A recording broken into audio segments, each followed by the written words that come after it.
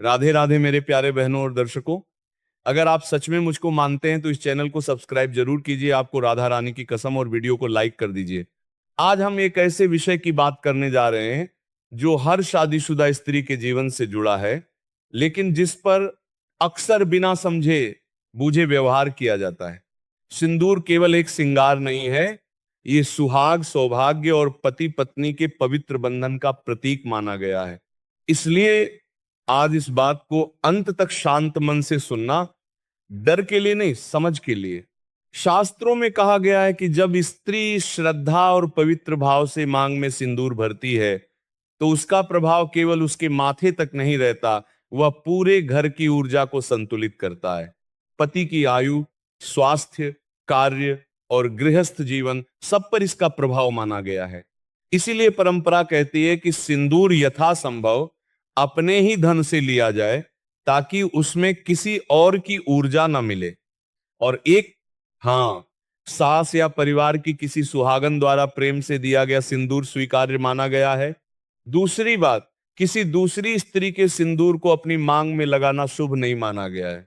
हर स्त्री का सिंदूर उसके अपने भाग्य और कर्म से जुड़ा होता है, इसलिए इसमें अदला बदली से बचना चाहिए। सिंदूर लगाने से पहले स्नान और शुद्धि आवश्यक मानी गई है।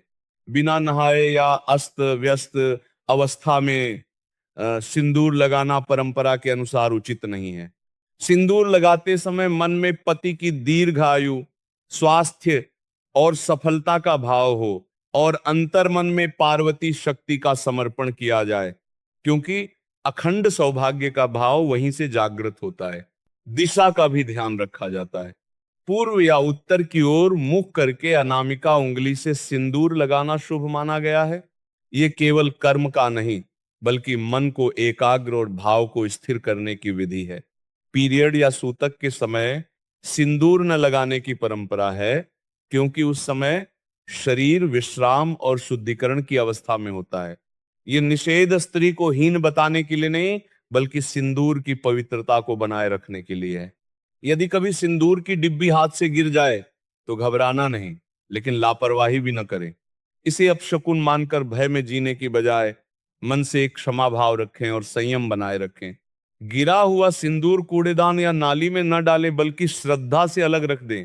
यदि मांग भरते समय सिंदूर नाक या माथे तक फैल जाए तो उसे अशुभ न समझें। इसे प्रेम और निकटता का संकेत माना गया है, बस उसे रगड़कर पहुंचने से बचें। सिंदूर को बालों में बहुत पीछे छुपा देना परंपरा में उचित नहीं माना गया है। माथे के मध्य नाक की सीध में साफ और सरल रेखा में लगाया गया सिंदूर संतुलन का प्रतीक है। गीले बालों में सिंदूर न लगाने की भी परंपरा है। पहले बाल सुखाएं, फिर शांत मन से मांग भरें। और अब उस गुप्त बात पर आते हैं। कहा जाता है कि सिंदूर की डिब्बी में एक छोटा सा ₹1 का सिक्का रखना शुभ होता है।